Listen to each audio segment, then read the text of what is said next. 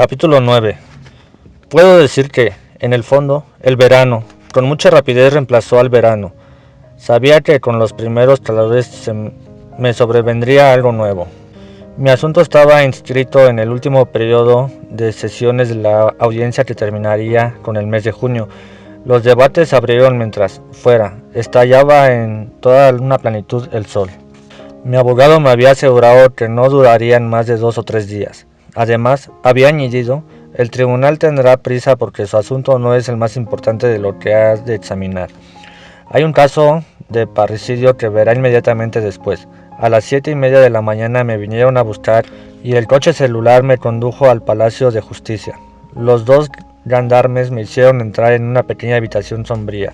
Esperamos, sentados cerca de una puerta detrás de la que se oían voces, llamadas, ruidos de sillas y todo un trajín que me hizo pensar en esas fiestas de barrio donde, después del concierto, se arregla la sala para poder bailar. Los gendarmes me dijeron que había que esperar al tribunal y uno de ellos me ofreció un cigarrillo que rehusé. Poco después me preguntó si me sentía nervioso. Respondí que no. Incluso, en cierto sentido, me interesaba ver un proceso. Nunca en mi vida había tenido ocasión. Sí, dijo el segundo gendarme, pero termina uno por aburrirse. Al cabo de un rato sonó un timbre en la habitación. Me gritaron entonces las esposas. Abrieron la puerta y me hicieron sentar en el banquillo de los acusados. La sala estaba llena hasta los topes. A pesar de las persianas, el sol infiltraba por algunas partes y el aire era ya sofocante. Había dejado las ventanas cerradas. Me senté encuadrado por los gendarmes. Percibí en ese momento una hilera de rostros ante mí. Todos me miraban. Comprendí que eran los jurados. Pero no puedo decir que se distinguían unos de otros. Solo tuve una impresión. Estaba ante una banqueta de tranvía y todos aquellos viajeros anónimos espiaban al recién llegado para percibir los detalles ridículos. Sé perfectamente que era una idea necia, porque no era el ridículo lo que buscaban, sino el crimen. Sin embargo, la diferencia no es grande y fue, en todo caso, la idea que se me ocurrió. Estaba también aturdido por toda aquella gente en la sala cerrada. Volví a mirar al público y no pude reconocer ningún rostro. Creo que al principio no me di cuenta de que toda aquella gente se amontonaba para verme. Por lo general, nadie se ocupaba de mi persona. Tuve que hacer un esfuerzo para entender que yo era la causa de toda esa agitación. Dije al gendarme, ¿cuánta gente? Me respondió que era a causa de los periódicos y me mostró un grupo situado cerca de una mesa bajo el banco de los jurados. Dijo, ahí están. Pregunté, ¿quién? Y él repitió, los periódicos. Conocía él a uno de los periodistas que lo vio en ese momento y se vino hacia nosotros. Era un hombre ya mayor, simpático, con el rostro un poco arrugado. Estrechó la mano del gendarme muy calurosamente. Advertí en ese momento que todo el mundo se encontraba, se interpelaba y conversaba, como en un club donde uno se siente feliz entre gentes del mismo mundo. También me expliqué la extraña impresión que tenía de estar de más, uno poco con un intruso. Sin embargo, el periodista se dirigió a mí sonriendo. Dijo que esperaba que todo me fuese bien. Le di las gracias y él añadió, ¿sabe usted? Hemos exagerado un poco su asunto. El verano es la estación vacía para los periódicos, y solo su historia y la del parricida valen algo. Me mostró después, en el grupo del que acababa de venir, a un hombrecillo que parecía un comadreja cebada, con enormes gafas de montura negra. Me dijo que él era enviado especial de un periódico de París. No ha venido precisamente por usted, pero como le han encargado que informe sobre el proceso del parricida, le hemos pedido que transmita su asunto al mismo tiempo. Estuve a punto de darle las gracias, pero pensé que sería ridículo. Me hizo un pequeño gesto cordial con la mano y nos dejó. Todavía hubo que esperar algunos minutos. Llegó mi abogado, de toga, rodeado por otros muchachos colegas, fue hacia los periodistas, dio apretones de mano, bromearon, rieron, con aire de entrecortarse perfectamente a gusto, hasta que la campanilla sonó en la sala. Todo el mundo ocupó su lugar. Mi abogado se me acercó, me dio la mano y me aconsejó que respondiera con brevedad a las preguntas que me hicieran, que no tomase iniciativas y que confiase en él para todo lo demás. Oí a mi izquierda el ruido de una silla que corrían hacia atrás y vi a un hombre alto y delgado, vestido de rojo, con quevedos, que sentaba plegando cuidadosamente su toga. Era el fiscal. Un ujier anunció al tribunal.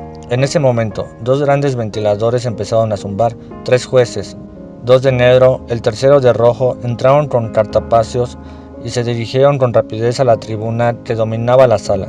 El hombre de toga roja se sentó en el sillón del medio, colocó ante él su birrete, se enjugó el pequeño cráneo calvo con un pañuelo y declaró abierta la sesión. Los periodistas estaban ya con la estilográfica en la mano. Tenían todos el mismo aire indiferente y un poco socarrón. Sin embargo, uno de ellos, mucho más joven, vestido de franela gris con una corbata azul, había dejado su estilógrafo ante él y me miraba. En su rostro, un poco asimétrico, solo veía sus ojos, muy claros, que me examinaban atentamente. Sin expresar nada definible, tuvo la extraña impresión de ser mirada por mí mismo, tal vez a causa de ello, y también porque desconocía las costumbres de aquel lugar.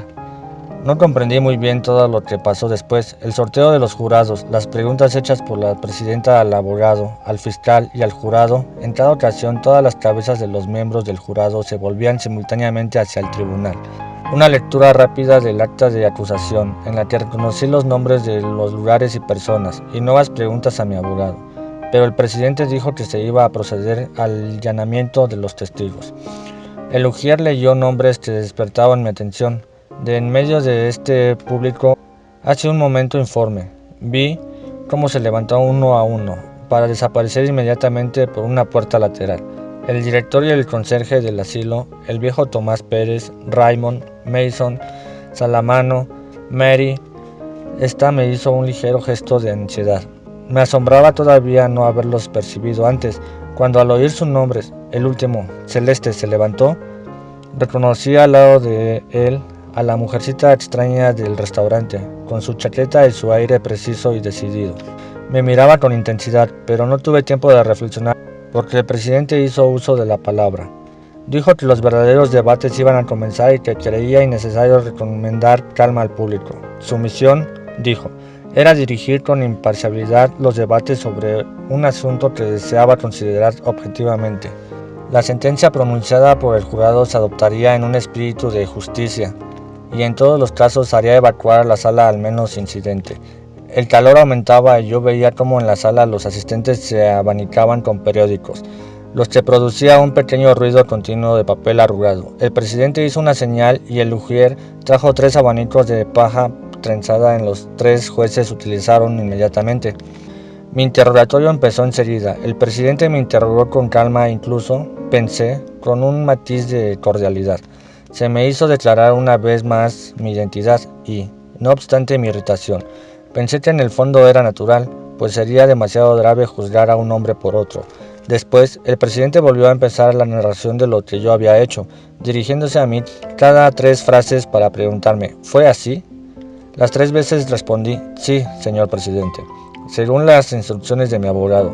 La narración fue larga porque el presidente la hacía con mucha minuciosidad. Entre tanto, los periodistas escribían. Sentía las miradas del más joven de ellos y de la pequeña autómata. El banco del tranvía estaba enteramente vuelto hacia el presidente. Este tosió, hojeó sus papeles y se volvió hacia mí abanicándose. Me dijo que debía entrar ahora en cuestiones aparentemente ajenas a mi asunto, pero tal vez muy estrecha relación con él. Comprendí que me iba a hablar otra vez de mamá, al tiempo que sentía hasta qué punto el tema me aburría.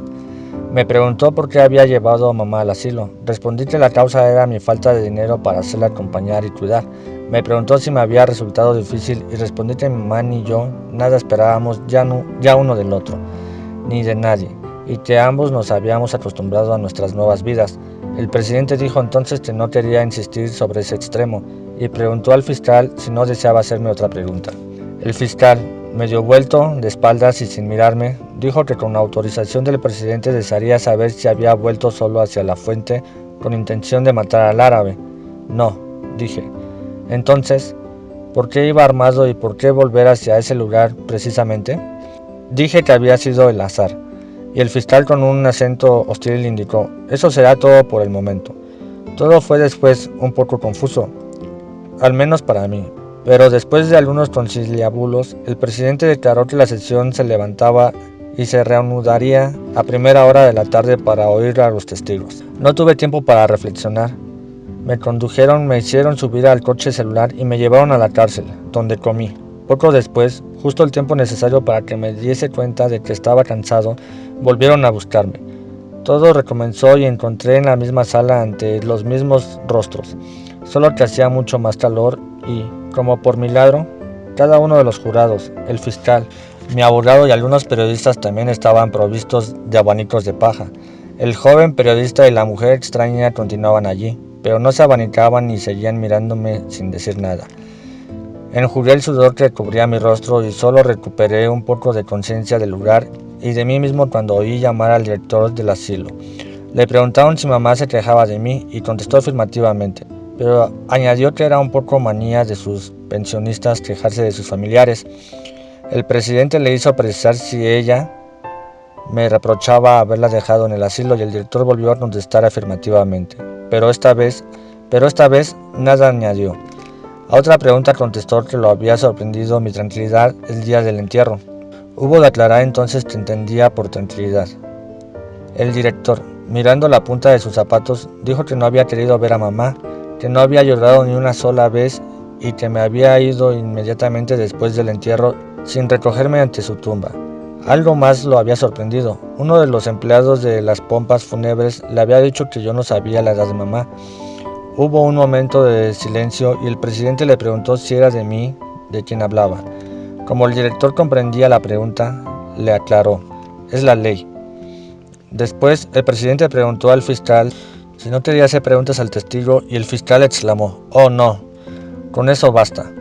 Con tal fuerza y tal mirada de triunfo hacia mí que, por vez primera, al cabo de muchos años, sentí un deseo estúpido de llorar, porque comprendí hasta qué punto toda aquella gente me detestaba.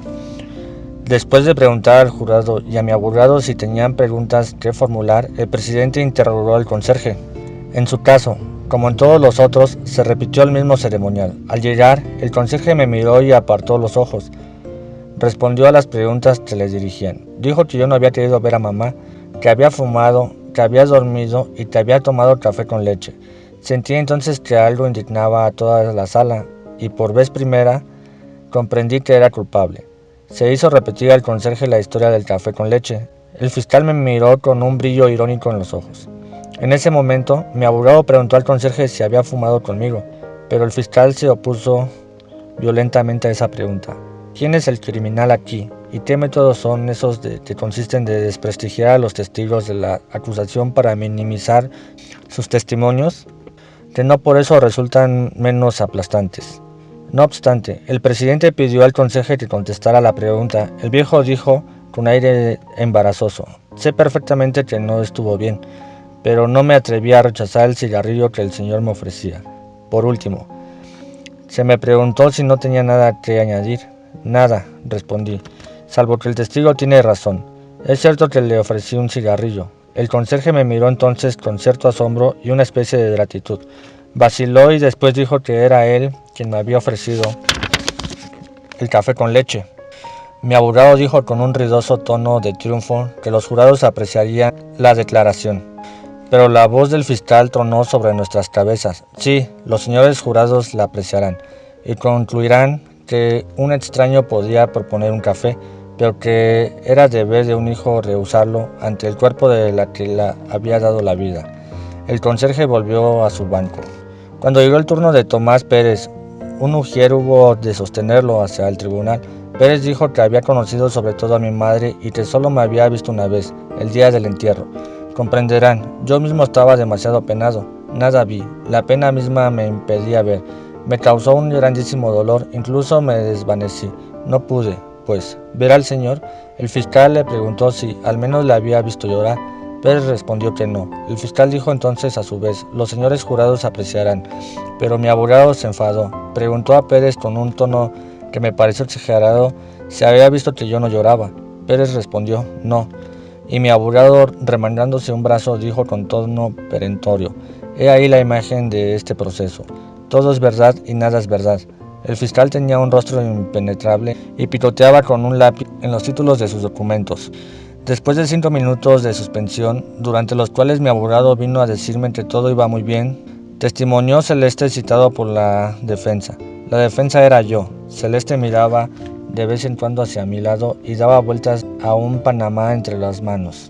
Llevaba el traje nuevo que se ponía para venir conmigo, algunos domingos, a las carreras de caballos. pero creo que no había podido ponerse su cuello, porque llevaba solamente un botón de cobre para cerrar la camisa. Le preguntaron si yo era su cliente y dijo, sí, pero también un amigo. ¿Qué pensaba de mí? Y respondió que era un hombre. ¿Qué quería decir con eso? Y afirmó que todo el mundo sabe lo que eso quiere decir. Se había observado que yo era retraído y reconoció tan solo que yo no hablaba para no decir nada. El fiscal le preguntó si pagaba con regularidad mi pensión. Celeste rió y dijo, eso eran detalles entre nosotros. Se le preguntó todavía qué pensaba de mi crimen. Apoyó entonces sus manos en las barandillas. Se veía que había preparado algo. Dijo, para mí es una desgracia. Todo el mundo sabe lo que es una desgracia. Lo deja a uno sin defensa. Y bien, para mí es una desgracia. Iba a continuar, pero el presidente le dijo que estaba bien y que se le daban las gracias. Celeste quedó un poco desconcertado, pero manifestó que quería hablar más. Se le pidió que fuese breve. Repitió todavía que era una desgracia, y el presidente le dijo, sí, entiendo, pero nosotros estamos aquí para juzgar las desgracias de ese tipo. Se lo agradecemos. Como si hubiese llegado al término de su ciencia y de su buena voluntad, Celeste se volvió entonces hacia mí. Me pareció que sus ojos brillaban y temblaban sus labios. Tenía aire de preguntarme qué es lo que podía hacer aún. Yo nada dije. No hice gesto alguno, pero por primera vez en mi vida tuve deseos de besar a un hombre. El presidente volvió a indicar que se retirara. Celeste fue a sentarse en la sala. El resto de la sesión estuvo allí, un poco inclinado hacia adelante, con los codos apoyados en las rodillas, el panamá entre las manos, atento a todo lo que decía. Entró Mary. Se había puesto un sombrero y seguía estando bella, pero a mí me gustaba más con sus cabellos libres. Desde donde yo estaba, podía adivinar el peso ligero de sus senos y reconocía su labio inferior, siempre un poco grueso. Parecía muy nerviosa. Le preguntaron inmediatamente desde cuándo me conocía. Indicó la época en que trabajaba con nosotros. El presidente quiso saber cuáles eran sus relaciones conmigo. Dijo que era mi amiga. A otra pregunta, respondió que, en efecto, iba a casarse conmigo. El fiscal, que hojeaba un documento, le preguntó bruscamente la fecha en que había empezado nuestra relación. Ella indicó la fecha. El fiscal hizo notar con aire indiferente que le parecía haber sido al día siguiente de la muerte de mamá. Dijo después con cierta ironía que no quisiera insistir sobre una situación delicada. Me comprendía perfectamente los escrúpulos de Mary, pero que, y aquí en su entonación se hizo más dura, su deber le obligaba a pasar sobre las conveniencias. Pidió, pues a Mary que resumiera el día que yo había estrechado mi relación con ella. Mary no quería hablar, pero ante la insistencia del fiscal explicó nuestro baño, a la salida del cine, nuestro regreso a mi casa. El fiscal dijo que, después de las declaraciones de Mary durante la instrucción, había verificado los programas de esa fecha. Añadió que Mary misma diría qué filme proyectaban entonces. Mary, casi en su susurro, dijo que en efecto proyectaban un filme de Fernandel. El silencio era absoluto en la sala cuando terminó. El fiscal se levantó entonces, muy grave y con una voz que me pareció verdaderamente conmovida, tendió el dedo hacia mí y articuló con lentitud. Señores del jurado, al día siguiente de la muerte de su madre, este hombre se bañaba, iniciaba una relación irregular e iba a reírse a un filme cómico. No tengo más que decirles. Se sentó, siempre en medio del silencio. Pero, de pronto, Mary rompió en sollozos. Dijo que no era eso, que había otras cosas, que se le obligaba a decir lo contrario de lo que pensaba, que me conocía perfectamente y que yo no había hecho nada malo. Pero Lugier, a una señal del presidente, le retiró y prosiguió la audiencia. Después, apenas escuchó a Mason, quien dijo que yo era un hombre honrado, y todavía diría más, un hombre bueno. También se atendió apenas a Salamano, cuando recordó que yo había sido bueno con su perro y cuando, en respuesta a una pregunta sobre mi madre y sobre mí, explicó que yo ya no tenía nada que decir a mamá y que por eso la había llevado al asilo. Hay que comprender, decía Salamano, hay que comprender. Pero nadie parecía comprender, se lo llevaron. Llegó el turno de Raymond, que era el último testigo. Raymond me hizo una leve señal y declaró inmediatamente que yo era inocente, pero el presidente precisó que no le pedían apreciaciones, sino hechos. Le rogó que esperase a preguntarse para responder. Se le hizo aclarar sus relaciones con la víctima. Raymond aprovechó para decir que era él quien odiaba porque había abofeteado a su hermana. El presidente le preguntó, sin embargo, si la víctima no tenía motivo para odiarme. Raymond dijo que mi presencia en la playa era un puro azar. El fiscal le preguntó entonces por qué la carta donde el drama tenía origen había sido escrita por mí. Raymond respondió que era un azar. El fiscal replicó que el azar tenía ya muchas culpas sobre la conciencia en esta historia. Preguntó si por azar ya no había intervenido cuando abofeteó a su amante.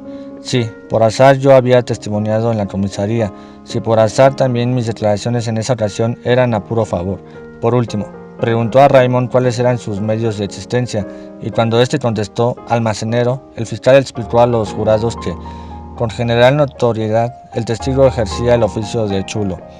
Yo era su cómplice y su amigo. Se trataba de un drama crapuloso de las más bajas especies, agravado por el hecho de tener que afrontar a un monstruo moral. Raymond quiso defenderse y mi abogado protestó, pero se le indicó que debía dejar terminar al fiscal. Este dijo: poco tengo que añadir. ¿Era su amigo?, preguntó a Raymond. Sí, dijo, era mi camarada.